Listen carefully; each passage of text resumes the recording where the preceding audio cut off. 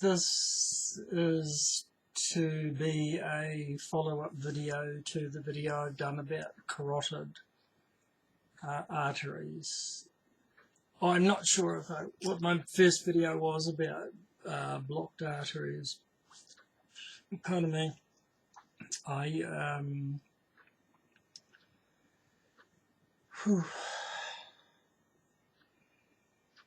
was working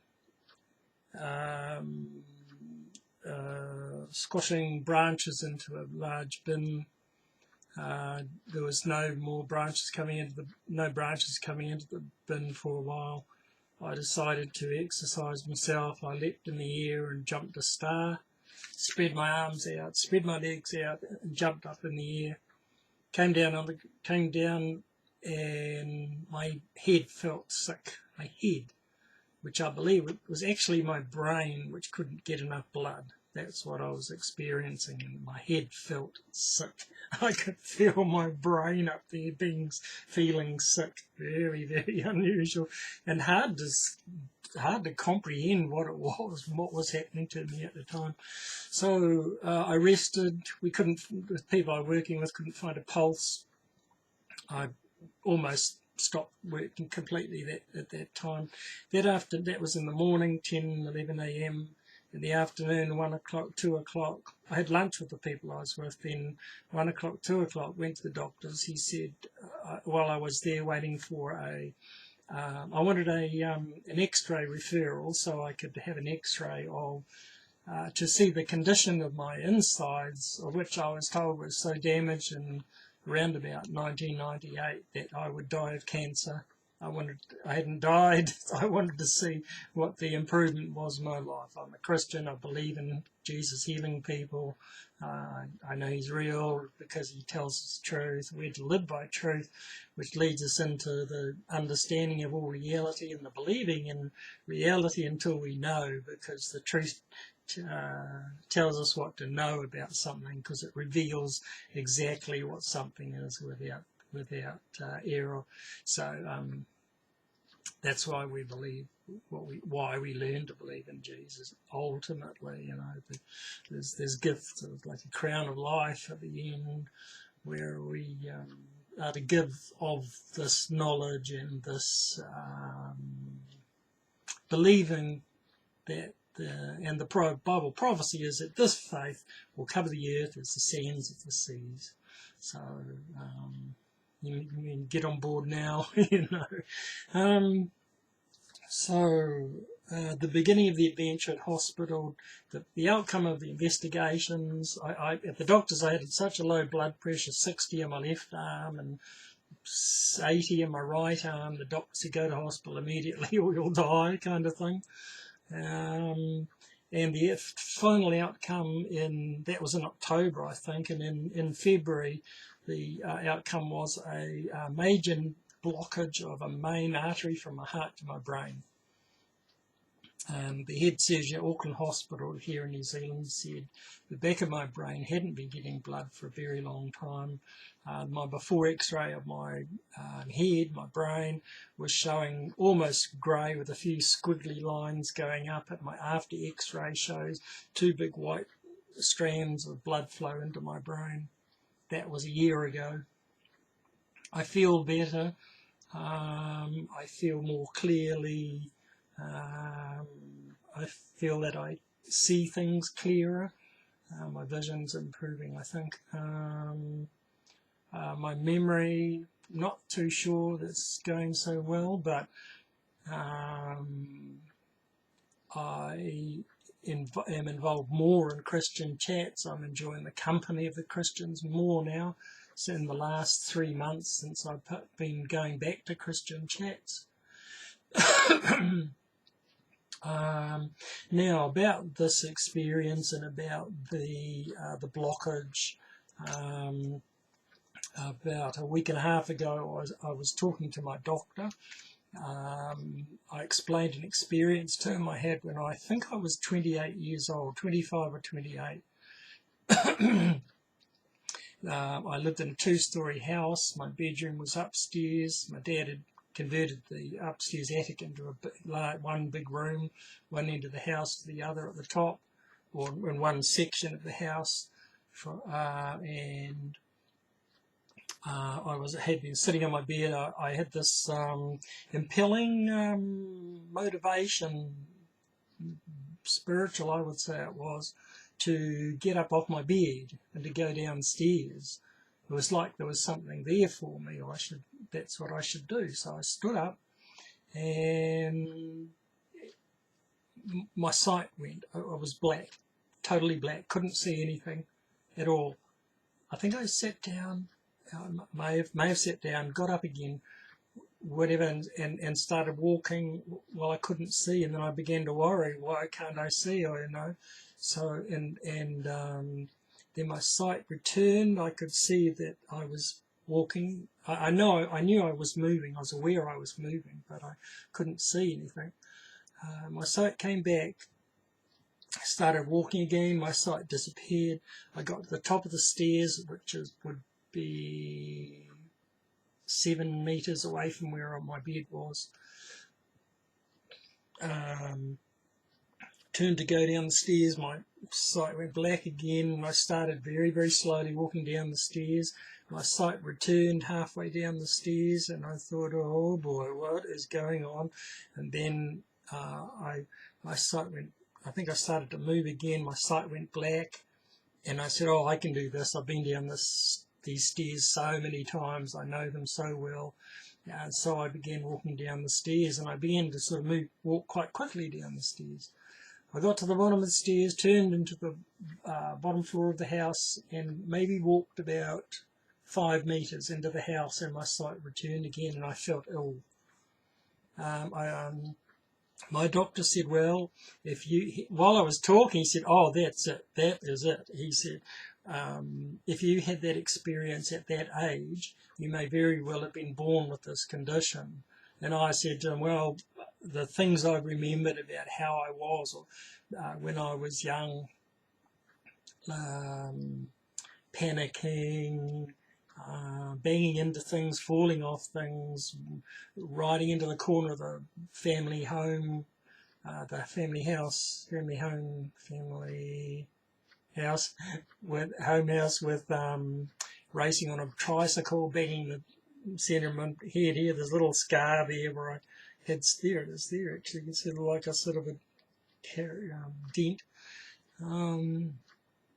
And another experience when I was at my mum took me to the doctors. I didn't know what was going on with me. Just like, get in the car, and I was like, duh, what? Like, get in the car, Mum, I'm not unable to understand my condition. Never understood my condition. I'm 68, and it wasn't until this had happened that this was discovered.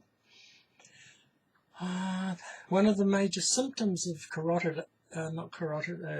this is called Subclavial Steal Syndrome. Subclavial, C-L-A-V-I-A-L, Steal, S-T-E-A-L, Syndrome, S-Y-N-D-R-O-M-E, is memory. Memory's affected dramatically. I know I've talked about this a few times, but being told to get into the car and not sort of comprehending what's being said to me, it's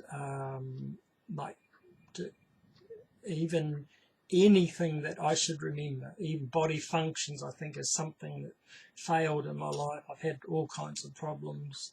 Gallbladder's been removed, appendix, tonsils. That was a normal operation, I think. But anyway, I won't go any further than that. On the threat of dying by cancer in round about the year 2000 as well. So I survived the cancer.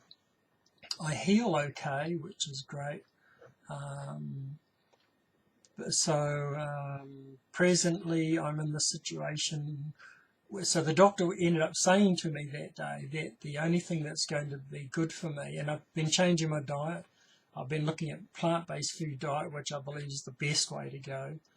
Apparently all the proteins, vitamins and fibres can be gained through the plant-based food diet, which includes nuts. fruits like raisins as well. Fish and chicken aren't to be denied, and I think simple light meats, and this is and there's also a low carb, high fat, high good fats diet that I believe is very, very good too. It's recommended. I recommend it for diabetics, because in that group in Facebook I've seen that there's people are coming off their insulin, they're coming off their medication through their doctor's recognition of their improved conditions, through following the low carb, high fat LCHF that is labelled in Facebook diet, along with the exercise that you must begin to get at some point or another, your health improving. So my veins haven't been used properly probably since I've been born. And what my doctor said to me, exercise and as much as I can get is going to be the best thing that I can be doing for myself. I've heard about cayenne pepper. I've heard to replace aspirin with cayenne pepper, that we'd all prefer natural things. We don't really fully know what these science advances have done for us, like the aspirin and so on. Apparently not such good side effects. And I've been highly recommended numbers of times to use the aspirin to carry on with it. And I'm very tempted to go the natural way with cayenne pepper. I've heard great things about it, but I don't know much about it. And turmeric as well. So that's part of my life story. So I'm all ready to go for a walk. I'm trying to get 2 walks in a day. I get quite tight muscles and discomfort in my muscles, which I just discount to my lack of good circulation. And believe what the doctors told me now, having been recommended similar actions from people who aren't professionally qualified in the past. So I think this is quite important, that this, because I think a lot of people have vascular narrowings that they don't understand. We've grown, I'm 68, I've grown up with mashed potato with butter and milk, salt, sugar, and I'm sure because of this inability of my brain to get the right amount of blood, my body has suffered quite extra proportionally because of this deficiency and the lack of knowledge of this dairy products and meat products and sugars, processed foods that we've learned to enjoy so much for the taste of them. I'm quite accustomed to eating vegetables for food. I like the fish in the brine now, not the fish in the oil, because I put on too much weight in this last year. Haven't got much exercise in the year. My blood sugar level's gone up. Here in Auckland, New Zealand, 73 was my first blood sugar level test number, which is so close to being diabetic. The doctor wanted to start me on insulin. He said, oh, well, let's try the medication first. But I started exercising, and in 1 year my blood sugar level came right down to 48, which told me there's nothing wrong with my body function. It will work. And that was before this operation was done. So I'm looking forward to good health. It seems to be these tightness of muscles and discomforts have been with me for quite a number of years, and it seems like it's going to be a very hard job for me to get this vein recuperation or recovering from this, the lack of use of them. But I'm encouraged now to know that exercise is the best thing I can do, and finally getting to a gym and doing aerobic exercise is going to be the better thing that I can do in the future. So thanks, and I hope this is a help to somebody. I know a medical experienced person who I spoke to very recently remarked how fascinating that somebody could be born with Subclavial Steal Syndrome. And I think this is why this is going to be useful. So I hope this is going to be useful. Thank you.